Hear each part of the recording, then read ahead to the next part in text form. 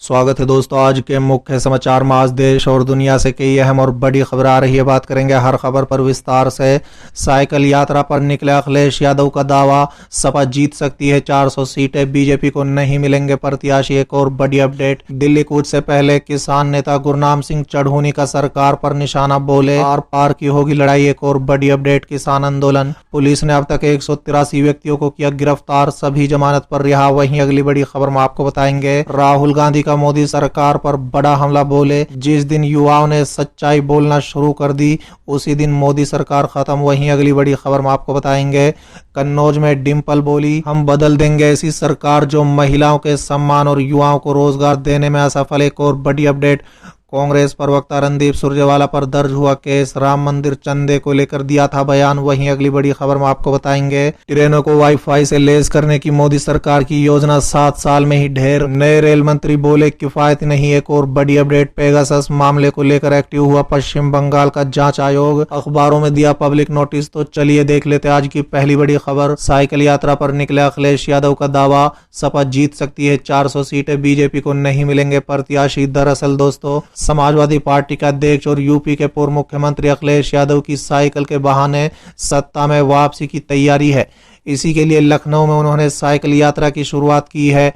इस दौरान अखिलेश ने बड़ा दावा किया है। उन्होंने कहा है कि हम अब तक 350 कहते हैं, लेकिन स्थिति ऐसी है कि हो सकता है कि हमें 400 सीटें मिल जाएं। बीजेपी पर निशाना साधते हुए अखिलेश यादव ने कहा है कि बीजेपी को प्रत्याशी भी नहीं मिलेंगे। बीजेपी आजकल अपराधियों के करीब पहुंच गई है। साइकिल यात्रा पर निकले सपा अध्यक्ष ने कहा है कि साइकिल यात्रा का मकसद बदलाव है। बीजेपी सरकार की नाकामियों से हर वर्ग परेशान है, जो वादे किए वो पूरे नहीं किए गए। उन्होंने कहा है कि चुनाव तक पार्टी लगातार कार्यक्रम आयोजित करती रहेगी। दोस्तों बता दें, अखिलेश यादव ने कहा है कि भाजपा के घोषणा पत्र में 2022 तक किसानों की आय दुगनी करने का वादा किया गया था। आज उत्तर प्रदेश का किसान जानना चाह रहा है कि काले कानून के बाद जिस तरह से मंडी बंद हो चुकी है, क्या उनकी आय दुगनी हुई? आज भी किसानों को गन्ना का बकाया नहीं मिला। बता दें कि उत्तर प्रदेश विधानसभा चुनाव की तैयारी में जुटी समाजवादी पार्टी अपने वरिष्ठ नेता जनेश्वर मिश्रा की जयंती पर एक बार फिर ताकत दिखा रही है। दोस्त बता दें, पार्टी जन समस्याओं को लेकर लोगों को जागरूक करने के लिए तहसील स्तर पर साइकिल यात्रा निकाल रही है। लखनऊ में सपा के राष्ट्रीय अध्यक्ष और पूर्व मुख्यमंत्री अखिलेश यादव साइकिल चला रहे हैं। दोस्त बता दें कि समाजवादी पार्टी ने प्रदेश के 75 जिलों में साइकिल यात्रा की तैयारी जोर शोर से की है। हर जिले में पार्टी के विधायक, सांसद या पूर्व मंत्री को इसकी जिम्मेदारी दी गई है, जहां वो खुद साइकिल चलाएंगे। उनके पीछे पार्टी के कार्यकर्ता साइकिल की रैली निकालेंगे। चलिए अगली खबर, दिल्ली कूच से पहले किसान नेता गुरनाम सिंह चढ़ूनी ने सरकार पर साधा निशाना, बोले आर पार की होगी लड़ाई। दरअसल दोस्तों, 3 कृषि सुधार कानूनों के विरोध में दिल्ली धरने के लिए किसान रवाना हो गए हैं। दोस्तों बता दें, नेशनल हाईवे तितरम मोड़ पर बड़ी संख्या में किसान इकट्ठा हुए हैं। इस दौरान नेशनल हाईवे पर वाहनों, ट्रक, ट्रॉलियों के जमावड़े के चलते जाम की स्थिति पैदा हो गई है, लेकिन पुलिस ने एक तरफ की सड़क को खुलवाकर यातायात को निकालना शुरू कर दिया। दोस्तों बता दें, कैथल में नेशनल हाईवे तितरम मोड़ पर एक तीर्थ हुए किसानों को संबोधित करने और दिल्ली रवाना करने के लिए भारतीय किसान यूनियन के प्रदेश अध्यक्ष गुरनाम सिंह चढ़ूनी पहुंचे थे। दोस्तों बता दें कि किसानों का कहना है कि जब तक सरकार तीनों कृषि कानूनों को वापस नहीं करती तब तक धरना प्रदर्शन जारी रहेंगे। सरकार को तीनों कृषि सुधार कानून वापस लेने चाहिए। साथ ही गुरनाम सिंह चढ़ूनी ने कहा है कि दिल्ली की सीमाओं पर करीब 1 साल से बैठे किसानों के साथ सरकार ज्यादती कर रही है। अभी तक 600 किसान इस आंदोलन में अपनी जान गंवा चुके हैं, लेकिन सरकार अपने रवैये से टस से मस नहीं हो रही है। जनता ने सरकार बनाकर ही गलती की है। किसान अब आर पार की लड़ाई के मूड में है और तब तक ये संघर्ष जारी रहेगा जब तक के तीनों कानून निरस्त नहीं हो जाते। उन्होंने कहा है कि आंदोलन की अगली रणनीति संयुक्त मोर्चा की कमेटी ही तय करेगी।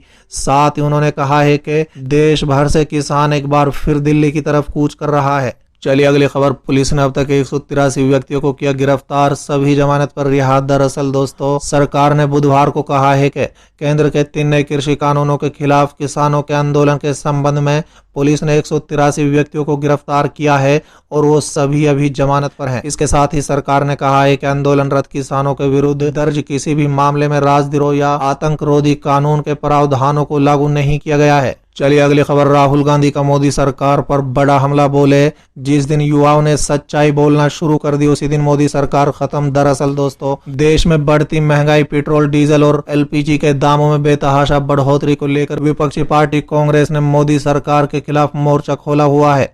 दोस्त बता दें, कांग्रेस पार्टी इस मुद्दे को सड़क से लेकर सदन तक उठा रही है।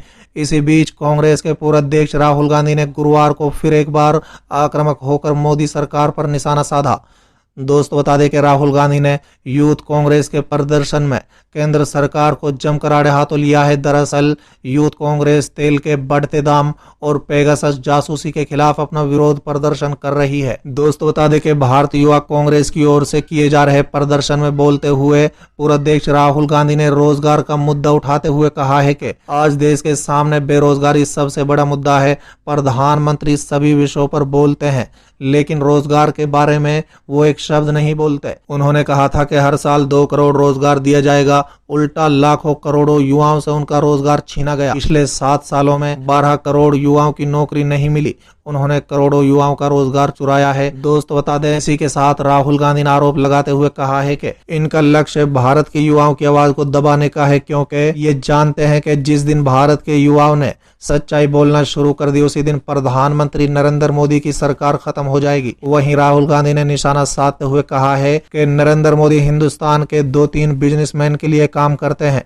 उन्होंने आगे कहा है कि क्या हिंदुस्तान की सरकार रोजगार और किसानों की बात करती है? बस लोगों की आवाज दबाने का काम इस सरकार में किया जा रहा है। दोस्त बता दें कि कोरोना वायरस के बाद उपजे हालातों को लेकर राहुल गांधी लगातार मोदी सरकार की कार्यशैली पर सवाल उठा रहे हैं। चलिए अगली खबर, कन्नौज में डिम्पल बोली हम बदल देंगे ऐसी सरकार जो महिलाओं के सम्मान और युवाओं को रोजगार देने में असफल। दरअसल दोस्तों, यूपी में विधानसभा चुनाव की घड़ी नजदीक आते ही समाजवादी पार्टी कार्यकर्ताओं को पूरी तरह से तैयार करने में जुट गई है। दोस्त बता दें, गुरुवार को सपा के राष्ट्रीय अध्यक्ष अखिलेश यादव की पत्नी और पूर्व सांसद डिम्पल यादव ने कन्नौज से साइकिल यात्रा को हरी झंडी दिखाकर चुनावी बिगुल फूंक दिया। उन्होंने कार्यकर्ताओं को पूरी मेहनत के साथ जुटने और यूपी की भाजपा सरकार को बदलने का संकल्प दिलाया है। साथ ही उन्होंने कार्यकर्ताओं से हर गांव में जाकर सरकार की जन विरोधी नीतियों के बारे में बताने को कहा है। चलिए अगली खबर, ट्रेनों को वाईफाई से लैस करने की मोदी सरकार की योजना 7 साल में ढेर, नए रेल मंत्री बोले किफायती नहीं। दरअसल दोस्तों, नए रेल मंत्री अश्विनी वैष्णव ने बुधवार को संसद में बताया है कि रेलवे ने ट्रेन में इंटरनेट कनेक्शन प्रदान करने की एक परियोजना पर रोक लगा दी है। उन्होंने इसकी वजह बताते हुए कहा कि ये योजना किफायती नहीं है। बता दें कि 2019 में तत्कालीन रेल मंत्री पीयूष गोयल ने ऐलान किया था कि यात्रियों की सुविधा बढ़ाने के लिए अगले 4.5 साल में कई वाईफाई से लेस किया जाएगा। चलिए अगली खबर, पेगासस मामले को लेकर एक्टिव हुआ पश्चिम बंगाल का जांच आयोग, अखबारों में दिया पब्लिक नोटिस। दरअसल दोस्तों, पेगासस जासूसी मामले की जांच के लिए बीते महीने पश्चिम बंगाल सरकार ने आयोग का गठन किया था। जांच आयोग में सुप्रीम कोर्ट के पूर्व जस्टिस मदन बी लोकुर और कोलकाता हाई कोर्ट के पूर्व जस्टिस ज्योतिर्मय भट्टाचार्य शामिल हैं। दोस्त बता दें, अपने गठन के करीब 15 दिन बाद अब आयोग सेकेरे दिख रहा है। आयोग की ओर से गुरुवार को प्रमुख समाचार पत्रों में एक पब्लिक नोटिस जारी किया गया है, जिसमें जनता और पेगासस मामले में स्टेक होल्डरों से आरोपों के बारे में जानकारी मांगी है। दोस्तों बता दें, पश्चिम बंगाल की मुख्यमंत्री ममता बनर्जी ने 26 जुलाई को कमीशन ऑफ इंक्वायरी एक्ट 1952 के तहत इस आयोग का गठन किया था, जिसे 6 महीने में रिपोर्ट देनी है। पेगासस मामले पर जांच आयोग का गठन करने वाला पश्चिम बंगाल अभी तक अकेला राज्य है। दोस्तों बता दें कि बीते महीने दुनिया भर के 17 मीडिया एजेंसियों ने अपनी वैश्विक जांच के आधार पर रिपोर्ट दी है कि भारत में कथित तौर पर 300 से ज्यादा हस्तियों के फोन हैक किए गए हैं।